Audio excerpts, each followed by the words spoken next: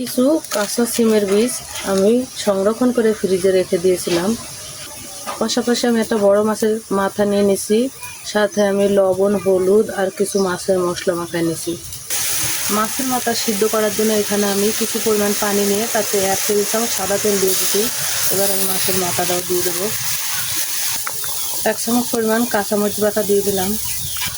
উল্টে পাল্টে এবার মাছের মাথা আমি সিদ্ধ করে নেব। মাছের মাথা সিদ্ধ হয়ে গেছে, এবার উঠিয়ে নেব।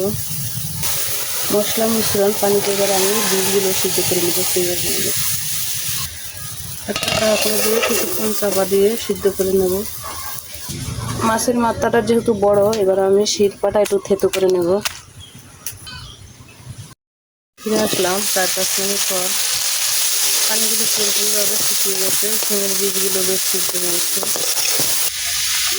এখানে আমি 1 টেবিল চামচ করে আদা, রসুন, পেঁয়াজ, ধনিয়া, শুকনো মরিচ একসাথে একটা মশলা বানিয়ে নিয়েছি। পুরো মশলাটা আমি দিয়ে দিলাম।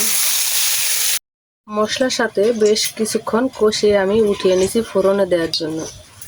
আমি 1/2 কাপ সাদা তেল, একটা শুকনো মরিচ, কিছু আস্ত জিরে দিয়ে দিলাম। সাথে পেঁয়াজ আর রসুন কুচি দিয়ে দিলাম 1/2 কাপ পরিমাণ। পেঁয়াজ ভাজা হয়ে গেছে, এবার দিয়ে দেবো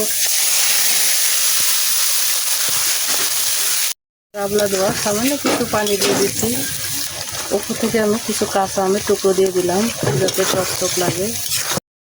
যদি বড় মাছের মাথা দিয়ে আমরা সিমের বীজের মুড়িঘণ্ট রান্না করি, খেতে ভীষণ সুস্বাদু এবং লোভনীয়। আমার মতো এভাবে সবাই রান্না করে খেয়ে দেখতে পারেন, আশা করি ভালো লাগবে।